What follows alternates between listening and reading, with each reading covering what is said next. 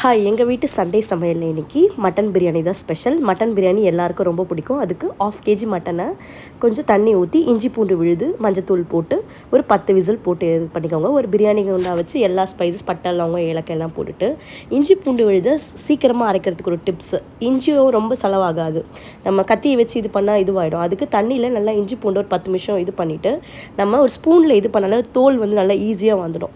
So பூண்டும் டக்குன்னு உறிஞ்சி வந்துடும். ஸோ இந்த மாதிரி பேஸ்ட்டாக நம்ம பண்ணி வச்சுட்டு ஒரு வாரம் ஃப்ரிட்ஜில் ஸ்டோர் பண்ணிக்கலாம். வெங்காயத்தை ஒரு 4 பெரிய சைஸ் வெங்காயம் நீல வக்கமாக கட் பண்ணி அது தென் 4 தக்காளி, வெங்காயம் நல்லா ப்ரௌன் ஆன பிறகு தக்காளி ஆட் பண்ணிக்கோங்க. தக்காளி கொஞ்சம் எக்ஸ்ட்ராவாக போடணும் மட்டன் பிரியாணிக்கு ஈக்குவலாக. வெங்காயம் தக்காளி 4, பச்சை மிளகா ஒரு 4.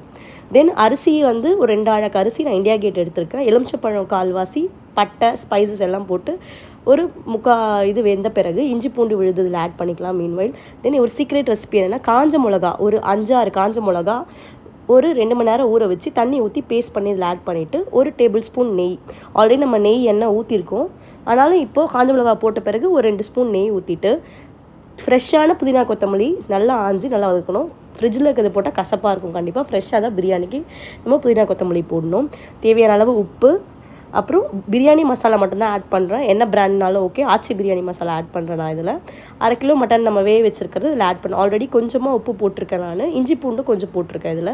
எல்லாமே நல்லா பிளெண்ட் ஆன பிறகு எண்ணெய் இந்த மாதிரி பிரியும் போது கொஞ்சமாக எலுமிச்சப்பழம், கெட்டியான தயிர், கொஞ்சம் தயிர் எக்ஸ்ட்ராவாகவே போட்டுக்கோங்க. எல்லாமே நல்லா மிக்ஸ் பண்ணணும். நல்லா மிக்ஸ் பண்ணி நல்லா இது பண்ணி தட்டு போட்டு நம்ம மூடி வச்சுட்டு நல்லா எண்ணெய் பிரி கொஞ்சம் மட்டனும் நல்லா சாஃப்ட் ஆகும் நம்மளுக்கு தயிரோடு போட்டு. ஸோ தட்டு போட்டு மூடி வச்சுட்டு நம்ம அடித்து வச்ச அரிசியை இதில் ஆட் பண்ணிவிட்டு ஃபுட் கலர் வந்து ஆரஞ்சு, எல்லோ இல்லை குங்குமப்பூ கூட ஆட் பண்ணிக்கலாம். வசதிக்கு ஏற்ற மாதிரி தான் நம்மளுக்கு என்ன வேணுமோ அதை ஆட் பண்ணிவிட்டு நம்ம இது பண்ணிடணும். க்ளோஸ் பண்ணி நம்மளுக்கு சில்வர் ஃபாயில் இருந்துச்சுன்னா இந்த மாதிரி க்ளோஸ் பண்ணிக்கோங்க. அலுமினியமாக சில்வர் ஃபாயில் ஏதாச்சும் இருந்துச்சுன்னா க்ளோஸ் பண்ணி ஒரு 10 நிமிஷம் தம் போடலாம். அப்படின்னா தவா கூட வச்சு பண்ணலாம். ஸோ தம் போட்டு ஒரு 10 நிமிஷம் இருக்குன்னா டேஸ்டியான பாய் வீட்டு ஸ்டைல் மட்டன் பிரியாணி ரெடி.